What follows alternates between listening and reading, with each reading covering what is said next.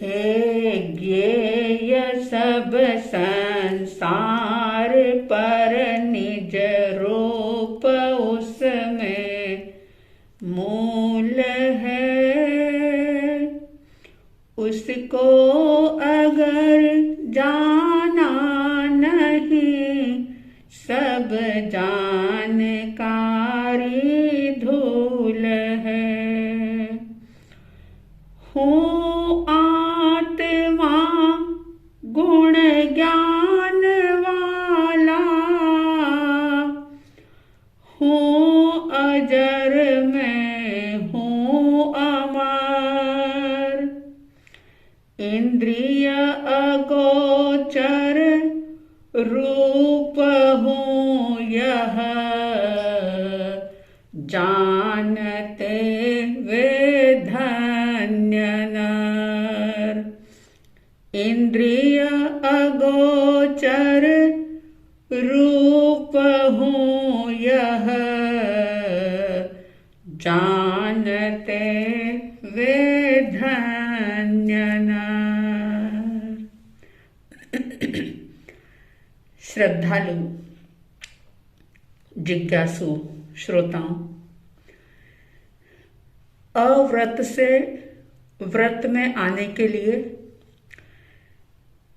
एक संयमित मर्यादित जीवन कैसे जिया जाए और घर गृहस्थी में रहते हुए, व्यापार धंधा करते हुए, परिवार का भरण पोषण करते हुए, सभी प्रकार के कर्तव्यों का पालन करते हुए भी व्यक्ति किस प्रकार से संयम की दिशा में कुछ अंशों में आगे बढ़ सके, पापों से मुक्त हो सके, अमर्यादा से मर्यादा में आ जाए, इसके लिए उपासक दशांग सूत्र में वर्णित श्रावकों के जीवन के आधार पर 12 व्रतों में दूसरे व्रत की चर्चा चल रही थी। दूसरा व्रत थूलाओ मूसा वायाओ वेरमण, यानी स्थूल रूप से झूठ का, असत्य का त्याग करना। ज्ञानीजन कहते हैं कि मनुष्य के जीवन में सत्य का जो बल होता है, सत्य की जो ताकत होती है, जो शक्ति होती है, वो अद्भुत होती है।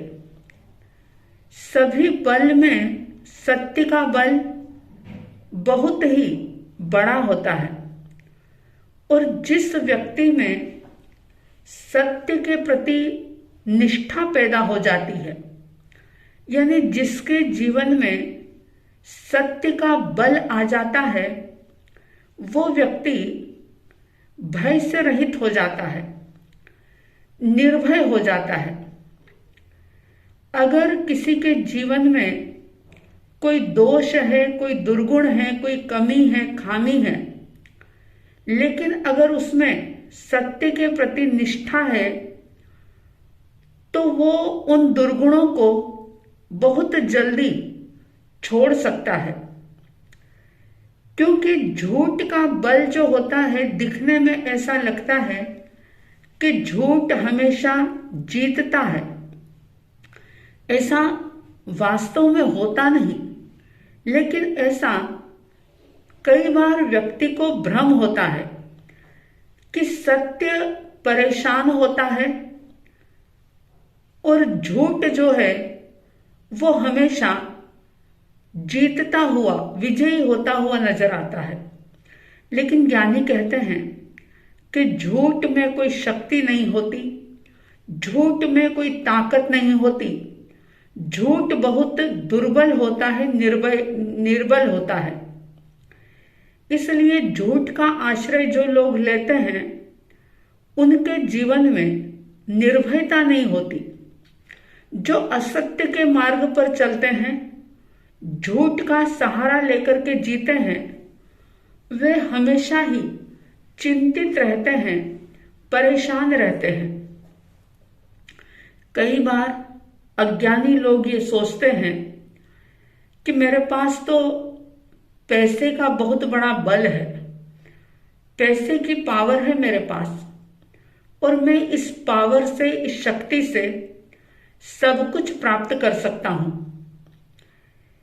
लेकिन अगर हम देखें, रियलिटी में अगर हम विचार करें तो पता चलता है कि जो लोग इस प्रकार का विचार करते थे कि मेरे पास इतना पैसा है, पैसे की ताकत अद्भुत है और मैं उस पैसे की शक्ति से दुनिया को खरीद सकता हूं, ऐसा वे स्वप्न देखते हैं, लेकिन कभी भी सफल नहीं होते।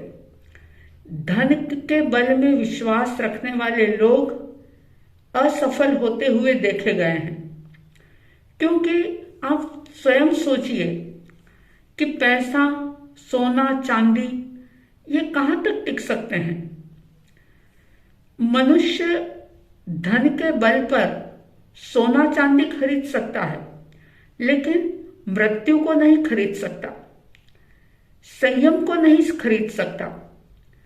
अरे मौत की बात तो बहुत दूर छोड़ दें हम, लेकिन धन के बल पर व्यक्ति बुद्धि को भी नहीं खरीद सकता है, योग्यता भी धन के बल पर नहीं प्राप्त कर सकता।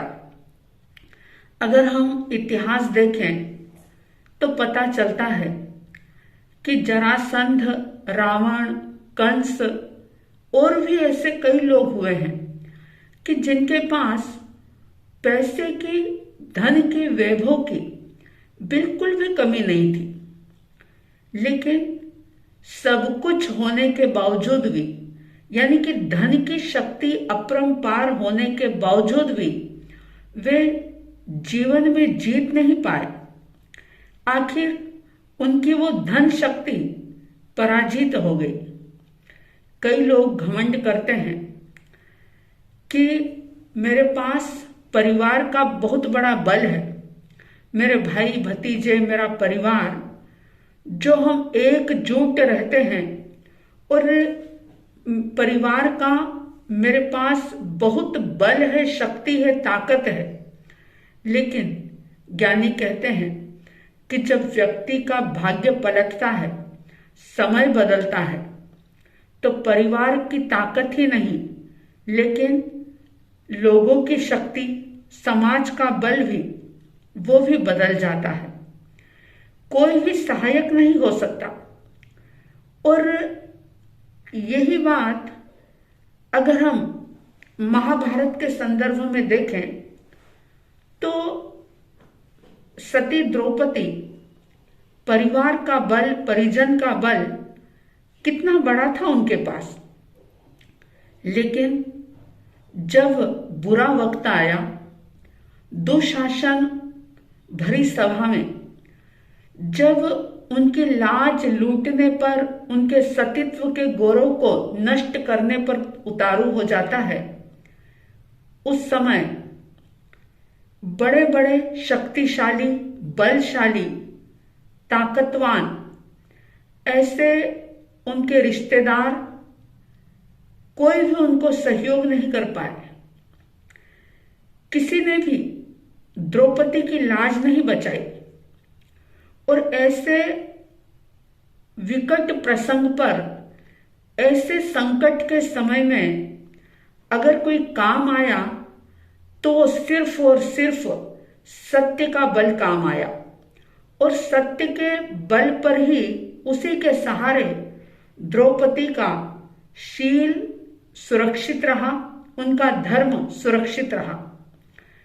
तो हम इस प्रकार से देखते हैं कि द्रौपदी के लिए न धन काम आया और ना ही पति के रूप में शक्तिशाली पांडव जो थे वे भी उस समय उसे सहारा नहीं दे सके। अगर द्रौपदी के गौरव को किसी ने कायम रखा तो वो एकमात्र सत्य का बल था, जिसके कारण से सती द्रौपदी का गौरव सुरक्षित रह पाया। अगर हम रामायण के संदर्भ में देखें तो महासती सीता जब उनका अपहरण हो गया और वे लंका पहुंच गई, तो वहां जाने के बाद उनके मन में सबसे बड़ा भय जो था वो अपने सतीत्व की रक्षा का भय था। एक प्रकार से वो अपने आप को इनसिक्योर महसूस कर रही थी।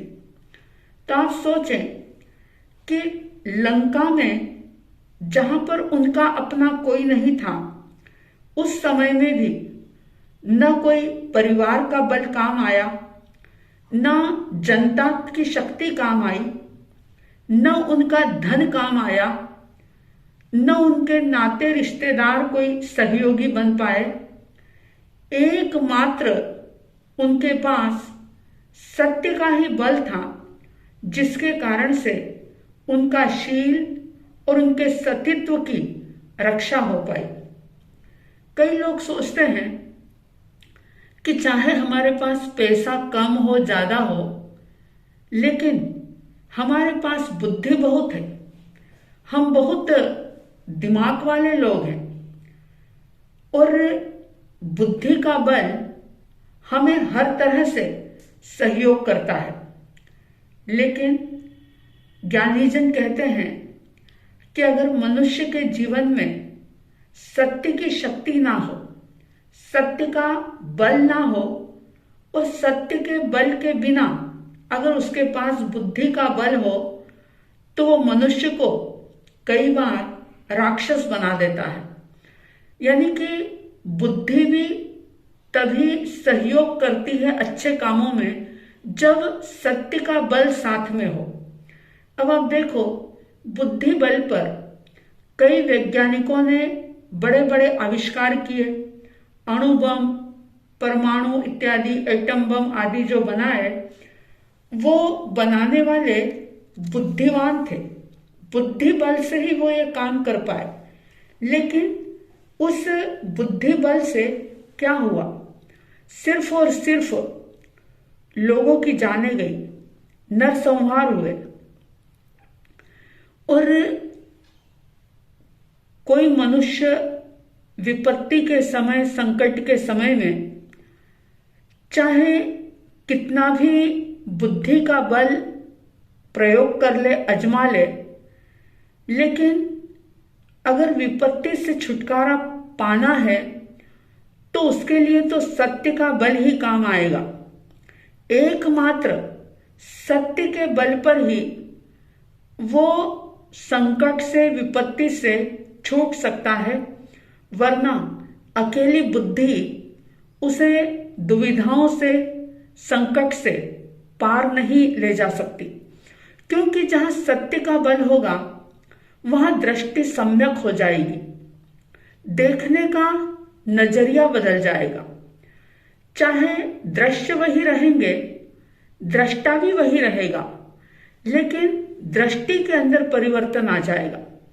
और जब दृष्टि बदल जाती है तो चाहे दृश्य वही हो, दृष्टा भी वही हो, लेकिन दृष्टि के बदलते ही सब कुछ अनुकूल लगने लग जाता है।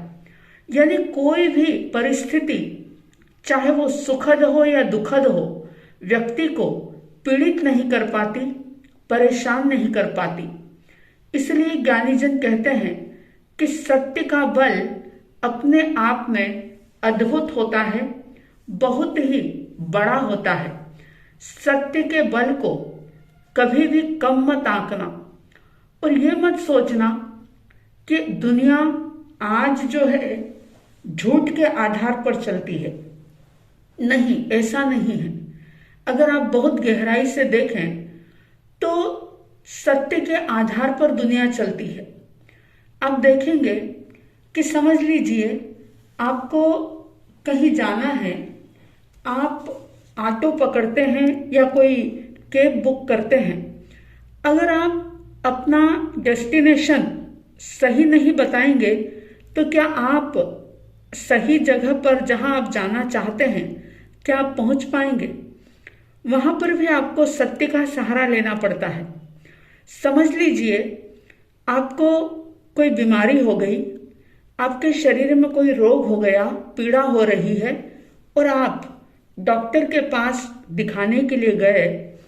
अब उस वक्त अगर आप सत्य की का सहारा ना लें, जो बात जैसी है वैसी अगर डॉक्टर को ना बताएं, जो दर्द है, जहां पीड़ा है, अगर आप वैसा ना बताएं और आप ये सोचें कि सत्य से दुनिया नहीं चलती, झूठ से सारे काम होते हैं, झूठ ही जीतता हुआ नजर आता है। अब अगर डॉक्टर के सामने आप झूठ बोलें, दर्द तो आपके सिर में हो रहा है, लेकिन आप डॉक्टर को ये बताएं कि मेरे पेट में बहुत दर्द है, क्या आप ठीक हो पाएंगे? कभी भी नहीं। ऐसी एक नहीं अनेकों बातें हैं।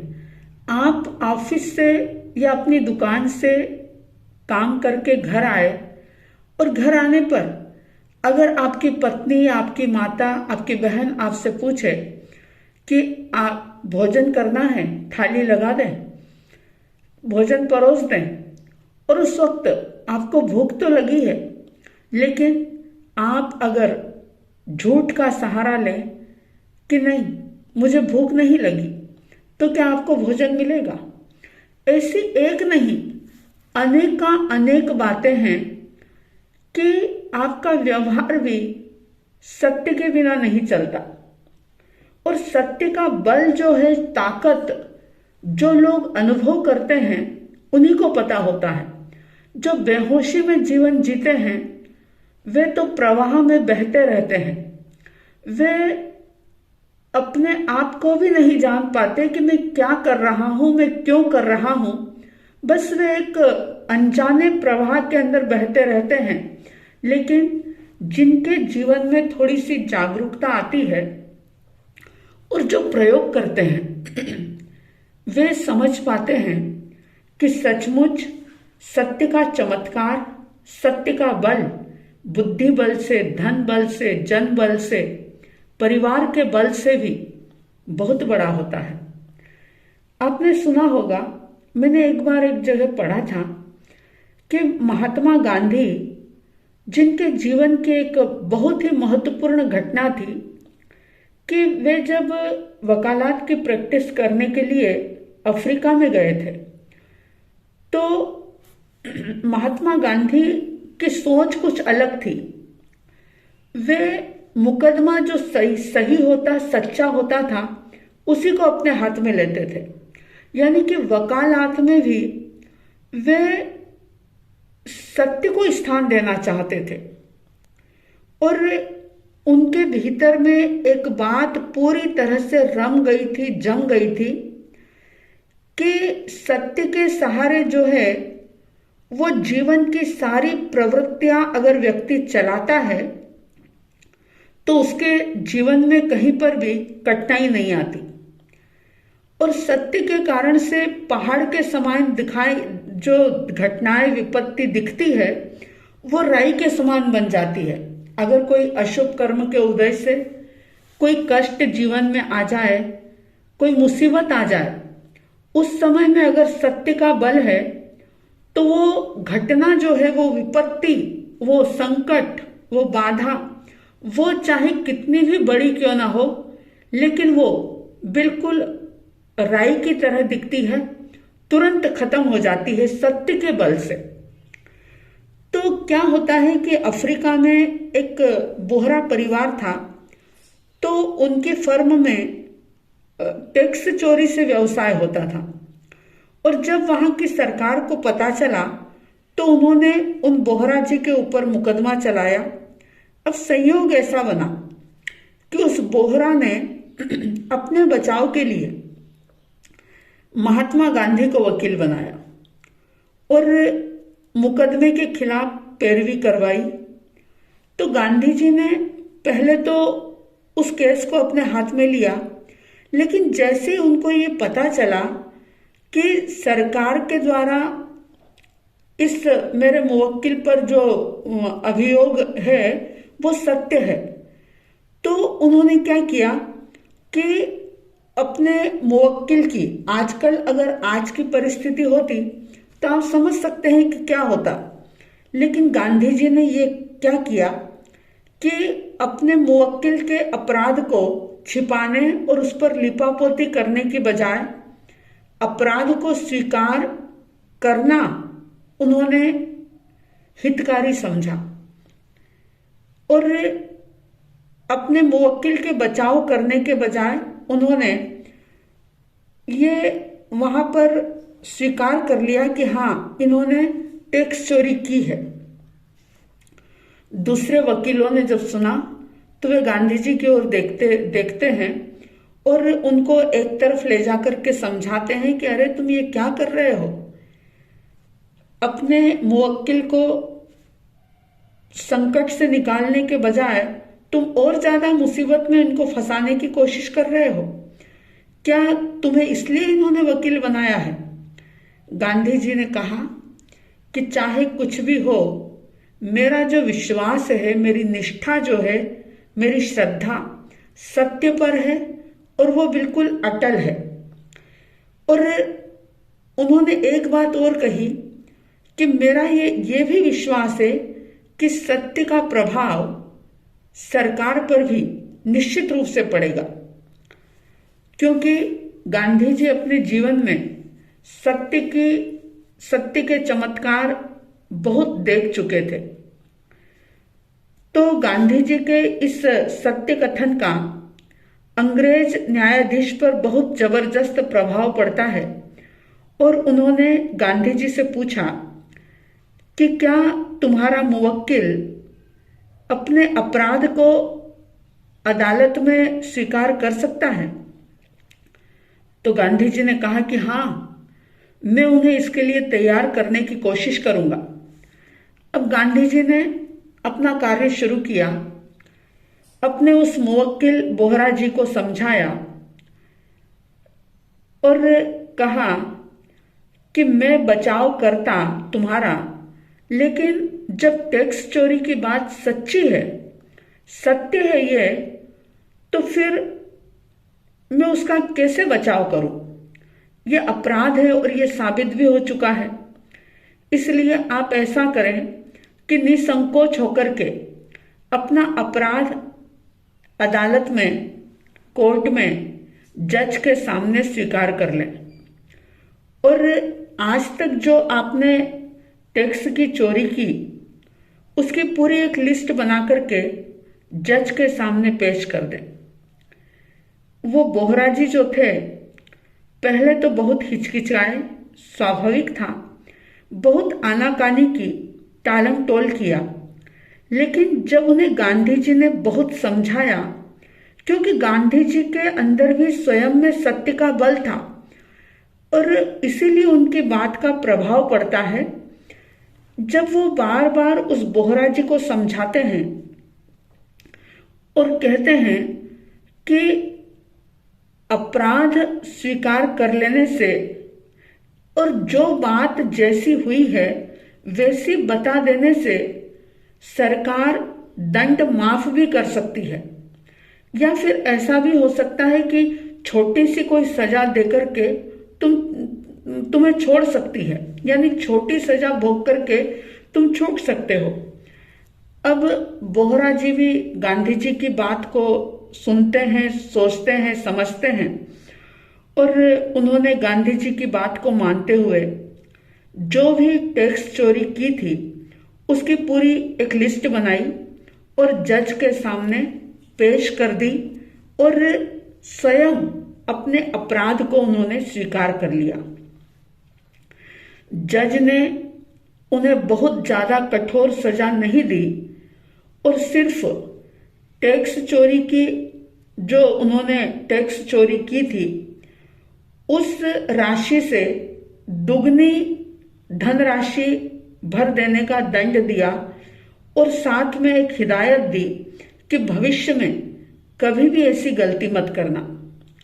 बोहरा जी ने उस सजा को सहर्ष स्वीकार कर लिया और जो उनको मतलब पैसा भरना था, जो अर्थ राशि देनी थी, वो भी उन्होंने दे दी और भविष्य में अपनी फर्म के सभी मुनीम को, कर्मचारियों को उन्होंने सावधान कर दिया कि मेरी फर्म में आज के बाद कोई भी किसी भी प्रकार की टैक्स की चोरी नहीं होगी। और एक बात उन्होंने और कह दी कि जो भी जरा सा भी इस बात के अंदर असावधानी करेगा तो मुझसे बुरा कोई नहीं होगा।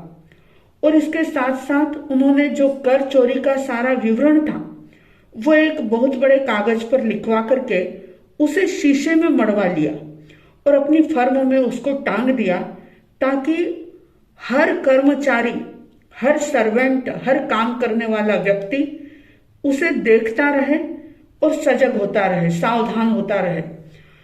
तो आप समझ सकते हैं कि देखो कैसा सत्य का बल, कैसा सत्य बल का चमत्कार, जो केवल बुद्धि बल से नहीं हो सका और ना हो सकता था, वो काम सत्य के बल पर हो गया। कई बार व्यक्ति अपने सौंदर्य पर, अपनी खूबसूरती पर इतराता है, घमंड करता है और अहंकार के साथ ये सोचता है कि मैं बहुत खूबसूरत हूं, ब्यूटीफुल हूं। रूप के बल पर मैं हर व्यक्ति को आकर्षित और मोहित कर सकता हूं, अपना बना सकता हूं। लेकिन आप सोचें कि रूप का बल कितना नश्वर है, कितना नाशवान है ये सौंदर्य। एक जरा सी कोई बीमारी शरीर में आ जाए या कोई दुर्घटना जीवन में घट जाए तो ये सौंदर्य खत्म होते देर नहीं लगती। रूप सारा कुरूप हो जाता है, विकृत हो जाता है। और एक नहीं अनेकों उदाहरण शास्त्रों के अंदर आते हैं। सनत कुमार चक्रवर्ती के रूप का जो गर्व था कितनी जल्दी हवा में उड़ गया, जानते हैं आप सभी। तो जो लोग अपने रूप पर इतराते थे, उनके सारे सपने, उनकी सारी बातें, उनकी सारी सोच मिट्टी में मिल गई, रूप पूरा खत्म हो गया।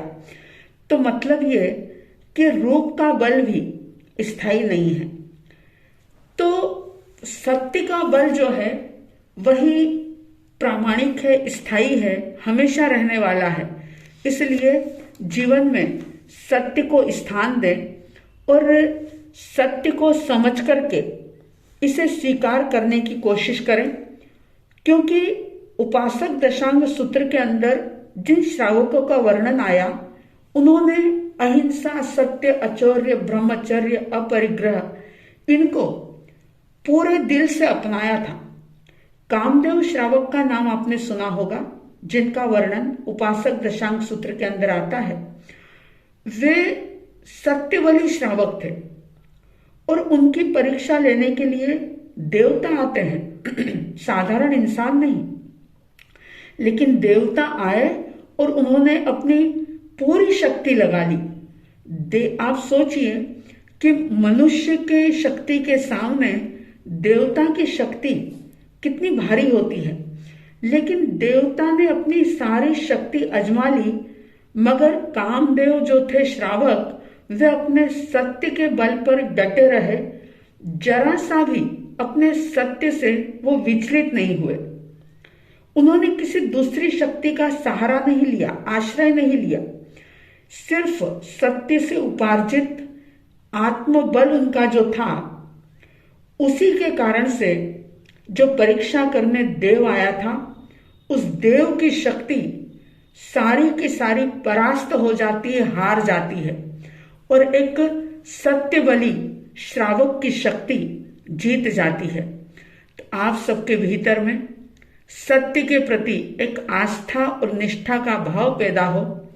आप सत्य को जानने का प्रयास करें, सत्य को जान करके उसे जीने की कोशिश करें, सत्य को जीवन में स्थान दें। ऐसी साध्वी द्वय की तरफ से हार्दिक हार्दिक शुभ मंगल भावनाओं के साथ जय प्रभु महावीर, जय गुरु आनंद।